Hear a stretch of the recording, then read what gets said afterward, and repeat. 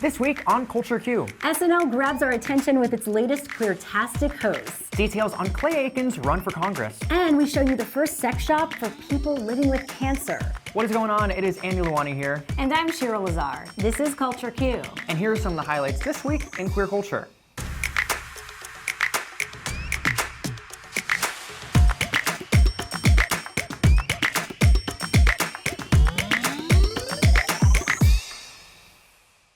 Last weekend, West Side Story's Ariana Debose hosted the first ever episode of SNL in 2022, and it was just as pretty, witty, and gay as you would hope. Fresh off her Golden Globes win for Best Supporting Actress in a Motion Picture, Debose brought a refreshing amount of representation to the SNL stage as an openly queer Afro-Latina woman. If you're wondering where you've seen Debose before, you've probably known her from one of her many musical roles in projects like The Prom, Schmigadoon, and even the live recording of the Broadway smash hit Hamilton. So her monologue was like the perfect excuse to showcase her musical skills alongside the resident lesbian iconic cast member Kate McKinnon. I feel pretty and witty and gay, and I pity any girl who is in me today.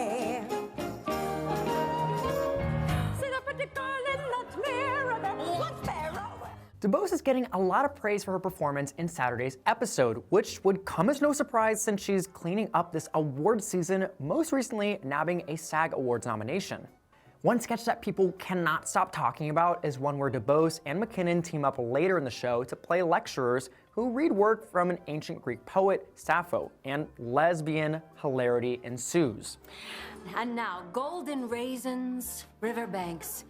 Nancy, we just met. You're scary and a bitch. Move in with me. One Twitter user writes, SNL was exceptionally lesbian this past Saturday, which, as a lesbian, I approve of. Debose is expected to be nominated for an Academy Award for her role as Anita in Spielberg's West Side Story, which she stands a pretty good chance of winning. And if she does, she'll be the first queer woman to win an acting Oscar since 2007. So, you know who we'll be rooting for. And if you just can't get enough, head to Hulu to watch this week's SNL or catch her in West Side Story playing only in theaters. It's been a while since America took out their Nokia phones to cast their vote for Clay Aiken on American Idol. And now the pop star is back in the news, and this time he wants your votes for his voice in politics. Aiken, who describes himself as a loud and proud Democrat, announced last week that he's throwing his hat in the ring for this year's congressional race in North Carolina. We have got to get better about speaking up and using our voices. That's why I'm running for Congress. Here in this community that raised me and where I first discovered my voice. You might recall that this is not Aiken's first go at winning a place in Congress, having run back in 2014, even winning the Democratic primary before ultimately losing the seat to Republican Renee Elmers in the general. This time he says he was inspired to run after hearing a homophobic rant by the state's Lieutenant Governor Mark Robinson. Aiken spoke about the now infamous sermon and was quoted saying this. He gave a speech in which he said, "What is the purpose of homosexuality? What purpose do homosexuals serve?" After watching it, I said, you know, I got your purpose, bitch. I will show you. Yes, I am loving this energy. Aiken has publicly condemned Robinson's speech and North Carolina Congressman Madison Cawthorn's involvement in the January 6th insurrection, calling them white nationalists and hateful homophobes, hoping to restore the state's reputation. He added, that pisses me the hell off that people outside of this state have this opinion of North Carolina based on people like Mark Robinson and Madison Cawthorn, because this area is not like that. He is also hoping to represent the newly drawn 6th district and to replace Representative David Price by running on a platform that tackles important issues like climate change, gun control, and voting rights. And if that's not enough for you, he's got one last message to win your vote. And just think how excited these guys are going to be when we elect the South's first gay congressman. Is the pandemic giving you travel FOMO? Well, Key West has always been an escape for our community, and here to share more is Fritzy Esteman from the Key West Business Guild. So I'm here with Fritzy. Tell me, what is happening in Key West right now? Is it warm? Is it sunny? What's happening? It is sunny for sure. Warm by Key West standards? No, not so much. However, we do have a lot of snowbirds. It is the season for that. and they love it. Tell me, why is Key West such a great place for the queer community to visit, whether it's now, whether it's in the future? Key West is very open and welcoming. It's, I mean, outside of it being Florida, which is already a melting pot, Key West is that to the 10th degree. I jokingly like to say that we are so queer, we become straight friendly here. So we're all welcoming everyone, no matter the gender, race, sexual orientation, none of that. Everyone comes here and they can feel like they can be themselves completely and wholly, for sure. You know, like the Key West philosophy is also one human family. Like for those people who may not know about this, what does it mean?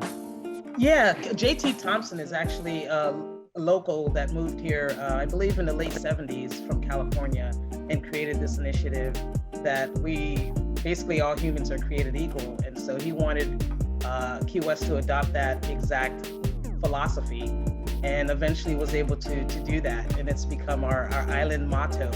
And so while others may try to attach that to specifically gay or queer, the gay or queer community, it is specifically human family and not specific to gay or LGBT specific.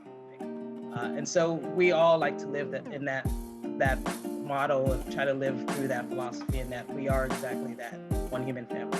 Amazing, I love it. And also there's a lot to do in Key West. You see a lot of things. Some of the things that you see are wildlife. Obviously, there's a lot being done for wildlife at the moment, but what is Key West doing to preserve the island's ecosystem? Key West is such a unique ecosystem in that we are located on both the Gulf of Mexico and the Atlantic Ocean. So with that, we have several organizations that try to preserve our ecosystem. Now, just name a few, we've got Reef Relief that specifically deals with the reef. We have, I think, the third largest in the country. We've got Surfrider, and newly, actually, one of our newest members is called Coast Love, that works specifically on making sure we have clean beaches and that our ecosystem is clean and is able to thrive long beyond we're alive, for sure. And so, yeah, we're surrounded by water, and so we want to be sure that we continue, not just us be able to live with one human families.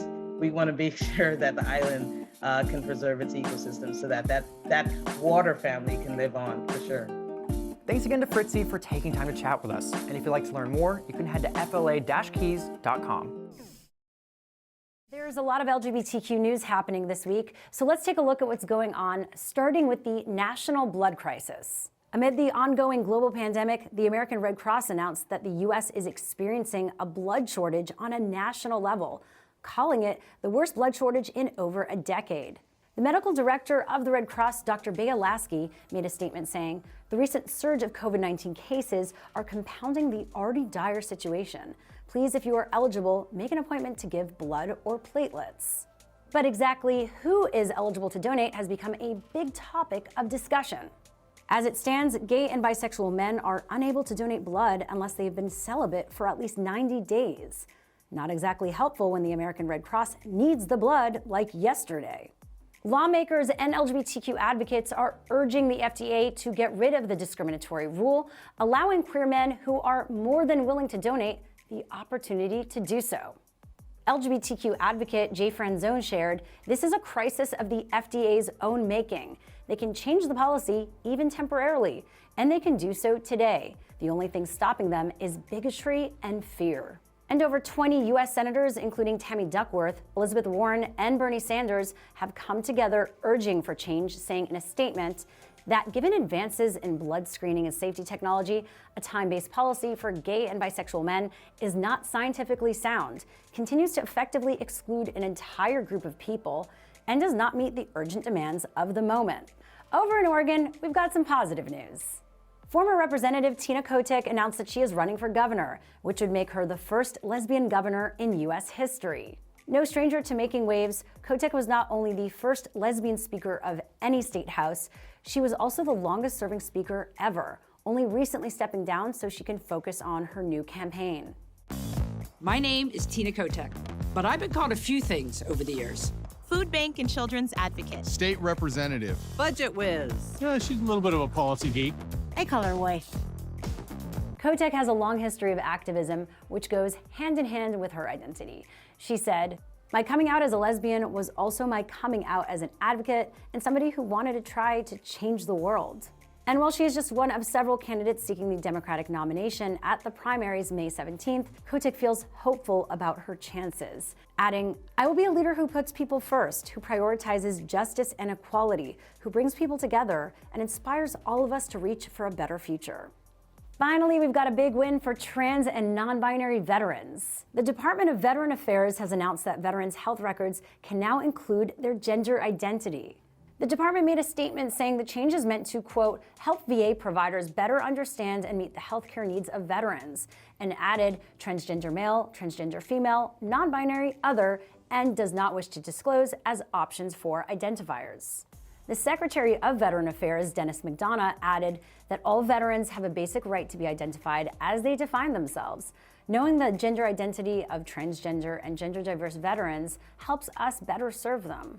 This change is just one of many efforts from the Biden administration to support trans service members and veterans, and it's one that has made a difference for many.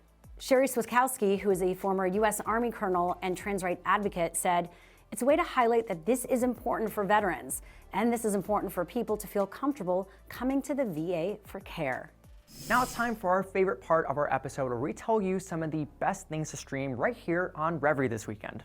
Up first is the documentary One Life to Blossom. The film follows the journey of Black and transgender activist Blossom C. Brown as she pursues her dream of getting face feminization surgery before unexpectedly making headlines at the 2019 CNN LGBTQ Town Hall. And of course, if you haven't gotten the chance to watch Culture Q last week, we actually sat down with Blossom to talk all about this. Next on the list is South Beach on Heels, an award-winning documentary that sends you headfirst into the world of drag and follows Drag Race royalty Carmen Carrera, Latrice Royale, and others as they navigate love, life, and family in an industry that's exploding. Check out all these titles and so many more streaming now right here on Revry. The start of 2022 has been a bit all over the place, but it's okay. We've got some Culture Q inspiration right now. The world's first ever sex shop for people living with cancer has opened. And not only is it starting conversations that many are often too uncomfortable to have, it's also super queer and gender neutral. The name of the project is Sex with Cancer, and it was started by friends and former cancer patients Brian Lobel and June Lynchgo, who shared this in describing their project. Sex with Cancer is an online shop, it's an artwork, and it's a public campaign exploring how people living with and beyond cancer can take agency over our own health and well-being. Created with a team of patients, nurses, psychosexual therapists, pleasure activists, and sex toy specialists, Sex with Cancer was made to fill a gap that was noticed by its creators. Lobel talked to Pink News about the reasons why people are so bad at talking about the issue, including doctors and nurses who aren't well trained in this area, and the lengths of visits that might not allow for deeper and more vulnerable discussions. And it's more than just a sex shop where you can find fun new toys, although it is a big part of it. Tony Lewis, the project's sex shop curator, describes the products as queer-friendly, gender-neutral, and don't necessarily just require one man and one woman or one penis and one vagina. Beyond the shop, there are also a ton of resources ranging from Q&As and short-form documentaries to sexual wellness sessions and certification courses on how to best navigate conversations about illness and intimacy. I'm just obsessed with what they're doing. Absolutely, and we need more people like this doing amazing work. And that's all for the end of our show today. It's Andy signing off. And I'm Shira Lazar. Thank you again for hanging out with us. And of course, be sure to catch Culture Q each Thursday at 8 p.m. Eastern, live and always on demand, right here on Revry.